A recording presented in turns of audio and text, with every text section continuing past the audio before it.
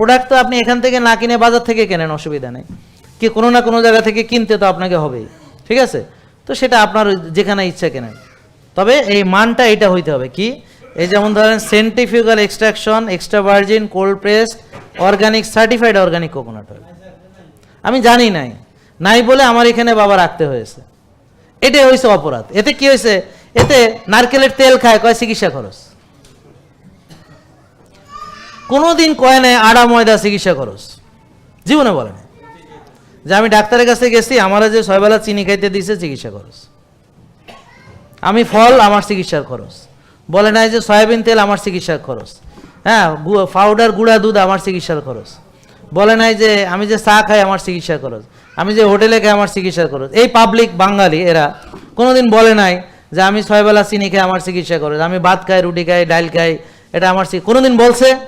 সেই বাঙালি এখন কয় অলিভ অয়েল নাকি তার চিকিৎসার খরচ, কারণ সে এখান থেকে প্রোডাক্টটা কিনা মনে করছে এটা হলো তার মানে এটা ওষুধ, এটা নাকি ওষুধ।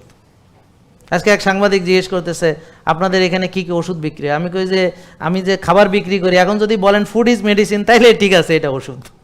Food is medicine, food is বলেন, ফুড ইজ মেডিসিন, তাহলে আমার এখানে খাবার দাবার ছাড়া কিছু পাওয়া যায় না, তাহলে এটা তো আপনার বাজার খরচ হবে, তাহলে এটা চিকিৎসা খরচ বললেন কেন? এটা কোন আরে,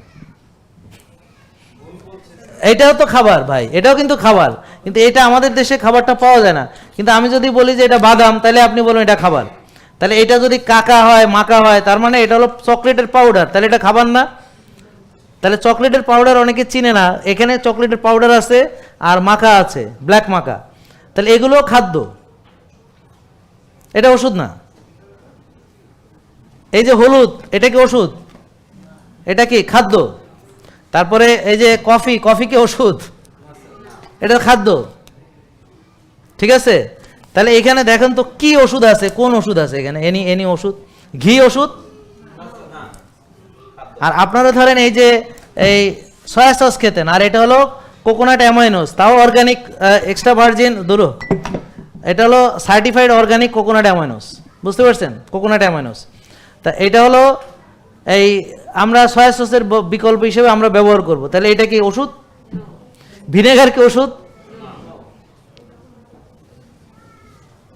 তাহলে ওষুধ কোথায় পেলেন? আচ্ছা ঠিক আছে, আমার মনে হয় এটা ওষুধ, গ্রিন টি, গ্রিন টি ওষুধ? আচ্ছা আপনারা যে দেখেন আমাদের এখানে কি কি আছে, ওষুধ আছে কোনো? নাই। তাহলে এই যে যারা বলে যে আমাদের ফলো করে আসে ওষুধ কিনছে, তাহলে এই কথাটা কি ঠিক? তার মানে ওরা জানে না আমাদের সম্পর্কে। এই জন্য আপনারা প্রতারিত হওয়ার থেকে বাঁচতে হলে জানার চেষ্টা করেন।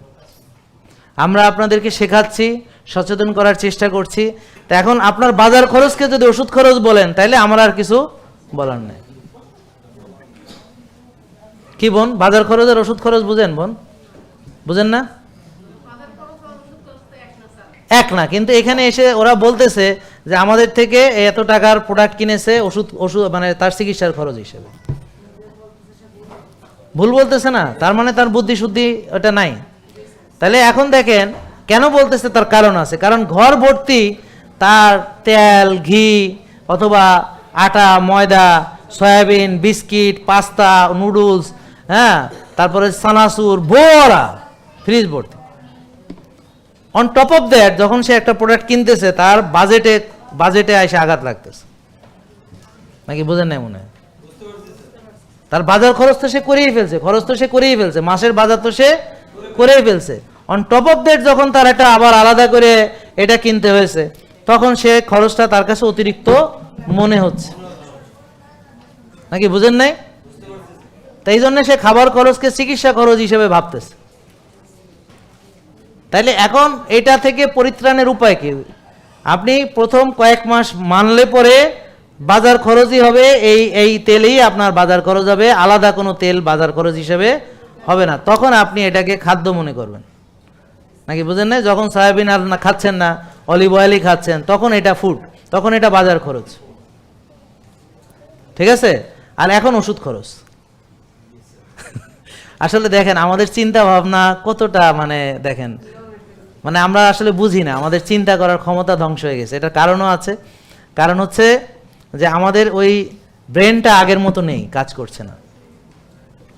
মনে রাখবেন, একটা লোক দীর্ঘদিন ওষুধ খেলে কী হয় জানেন? ভুলে যায়, ব্রেন ঠিক মতো কাজ করে না, ব্রেন ঠিক মতো প্রসেস করতে পারে না, চিন্তা প্রসেস করতে পারে না। তো কি বলে জানেন? আমার আর এখন টেনশন সহ্য হয় না। আসলে ব্যাপারটা তা না, ব্যাপারটা হচ্ছে ও টেনশন নেওয়ার মতো ক্যাপাসিটি নেই, ওর ক্যাপাসিটি কমে গেছে, ও স্ট্রেস নিতে পারছে না, স্ট্রেস নেওয়ার ক্যাপাসিটি কমে গেছে, পরিকল্পনা করতে পারছে না, পরিকল্পনা করার ক্যাপাসিটি তার কমে গেছে। এই জন্যে কিছু পরিকল্পনাটা করতে গেলে মাথার চান্দি গরম হয়ে যায়, না না না না আমার, বা চাপে পড়লে মেজাজ খারাপ হয়ে যায়। বুঝতে পারছেন? তাই কেন? কারণ সে আর চাপ নিতে পারতেছে না। জীবনে এত চাপ নিছে, আর এত ওষুধ খেয়েছে, আর এত ডাক্তার দেখাইছে, যে আর চাপ নিতে সে পারে না। ঠিক কিনা বলেন? আসলে আমরা তো আপনাদেরকে দোষ দিচ্ছি না, কিন্তু আমাদের দেখেন চিন্তাটা কোথায় গেছে, আপনারা কি বুঝতে পেরেছেন? তাহলে দেখেন, আমরা চা খেতে পছন্দ করি, কে কে সত্যি কথা বলেন, কোনো মানে কোনো অফেন্স নেই, করেন, আমিও করি। এই যে, তাহলে দেখেন আমরা চা খাবো, তবে যেই চাটা আমার জন্য উপকারী এমন একটা চা। এখানে কি আছে? একদম রিয়েল চা পাতাটা আছে, এবং এটা শুধু গ্রিন টি, এটা organic green tea, certified organic green tea. শুধু গ্রিন টি আর সার্টিফাইড অর্গানিক গ্রিন টি, এটা আগারতলার চৌকিরতলা।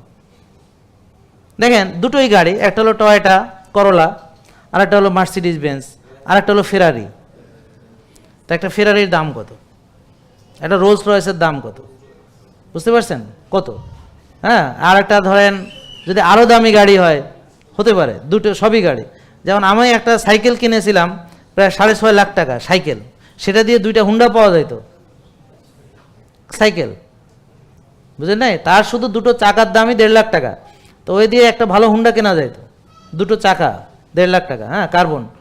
তো দেখেন মানুষ তো অনেক কিছু আছে, দামি আছে না? এখন দেখেন এই যে অলিভ অয়েল, এই অলিভ অয়েল কিন্তু এটা হয়তো আপনার লিটার কত আমি জানি না, এখানে লিটার কত রে এটার? 3800 বা এরকম কিছু, আমার এরকম মনে আছে। এটার লিটার কত অলিভ অয়েলে আমাদের? এরকম না, এরকম ধরেন। তা এই অলিভ অয়েল, এটা কিন্তু 1 লিটার 12,000 14,000 টাকা 22,000 টাকার অলিভ অয়েল আছে। ওটা হ্যান্ডক্রাফটেড আছে না? এরকম আছে কিনা জানেন কিনা? বিশ্বে আছে, আছে হ্যান্ডক্রাফটেড।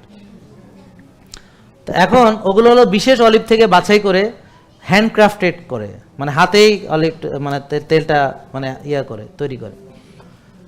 যাই হোক, এখন কথা হলো যে অত এক্সপেন্স আমরা নিতে পারবো না। আমরা এই জন্যে মানে সবচেয়ে বেস্ট কোয়ালিটি যেটা আপনারা খেতে পারবেন এবং খাঁটি অর্গানিক সার্টিফাইড।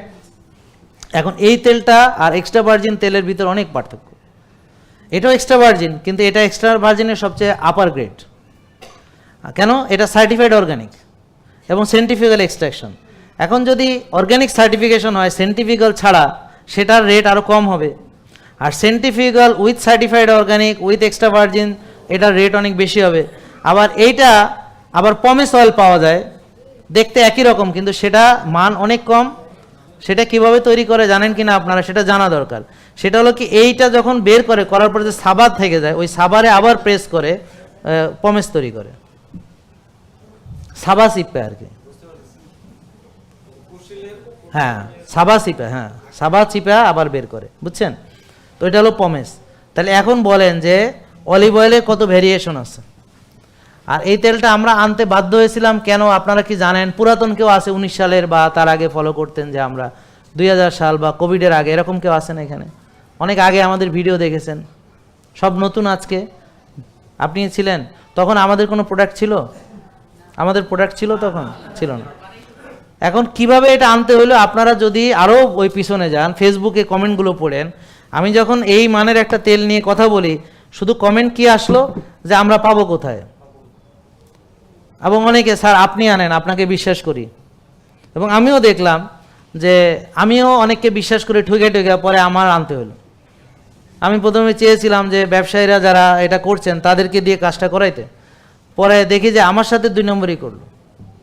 একজন নাম বলতেছি না, সে আমাকে দিল এই ভিনেগার, পরে দেখি যে এই ভিনেগার সে দাবি করেছিল যে এটা হলো যে ব্রাগের অরিজিনাল ভিনেগার, এবং সে নাকি এটা ডিলার হবে।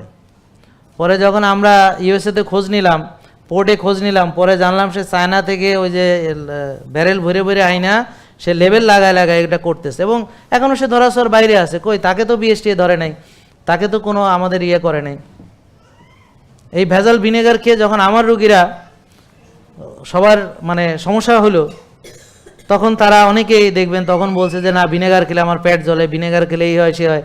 কই এখন তো ভিনেগার নিয়ে কোনো কমপ্লেন নাই। এখন তো ধরেন আমার কাছে যে কয়েকশো রুগী আসে প্রতিদিন, একজনও বলে না যে আমার ভিনেগার খেয়ে প্রবলেম হয়েছে, একজনও বলে না। শুধুমাত্র কারা বলে, যাদের গ্যাস্ট্রাইটিস আছে বা আলসার আছে তারা তো ভিনেগার খেতে পারবে না, কারণ তাদের জ্বলবে, পেটে অ্যাসিড পড়লে জ্বলবে, ঠিক আছে, ওরা ওরা পরে খাবে, একটু সুস্থ হয়ে খাবে। কিন্তু এই যে কোনো কমপ্লেন নাই। আপনারা এখানে কেউ আছেন যারা আমাদের ভিনেগার খেয়েছেন এনি? আপনাদের কোনো কমপ্লেন হয়েছে খেয়ে? কোনো কমপ্লেন। তা তখন আমি বাধ্য হয়েছি যে আমার রুগীগুলোকে বাঁচানোর জন্য আমার কাছে রাখতে। বুঝছেন? আপনারা যারা নতুন এসেছেন এটা ইতিহাস জানতে হবে, নাহলে তো বুঝবেন না। তখন আমি বাধ্য হয়েছি প্রোডাক্টটা আমার কাছে রাখার জন্য, কারণ বাজারে তারা এইরকম 2 নম্বরই করছে, 2 নম্বর দেশ, 2 নম্বর জাতি। এখন তারা আমার নামে ডায়াবেটিস চা বানাইয়া, কই মুরব্বী কই গেল ডায়াবেটিস চা, জাহাঙ্গীর ডায়াবেটিস চা খাইছে। ডায়াবেটিস জাহাঙ্গীর ডায়াবেটিস চা, হ্যাঁ আমি জানি না। মুরব্বী আপনি না বাবা, ওই যে ডায়াবেটিস চা আপনি না? আপনি? হ্যাঁ ওই তো, দাঁড়ান না, হ্যাঁ এই যে ডায়াবেটিস চা। না না আপনি তো ডায়াবেটিস চা না, ওই যে পিছনে, ওই যে উনি দাঁড়াইছে, তো দাঁড়াইছে, হ্যাঁ সরি, এই যে উনি দাঁড়াইছে, দেখছেন সবাই? হ্যাঁ উনি কি করছে, বসেন বাবা। উনি আমার নামে ডায়াবেটিস চা, মানে উনি আমাকে ভালোবাসেন, এতে কোনো সন্দেহ নেই, কিন্তু উনি আমার ভিডিও দেখেন না, এটাতেও কোনো সন্দেহ নেই। আমার কথা বুঝতে পারছেন? আমার ভিডিও দেখে না, না দেখে উনি আমাকে বিশ্বাস করেছেন, এটা হলো অন্ধবিশ্বাস। এই অন্ধবিশ্বাস সবচেয়ে ভয় পাই আমি। জেকে লাইফস্টাইল, ওষুধ মুক্ত সুস্থ জীবন।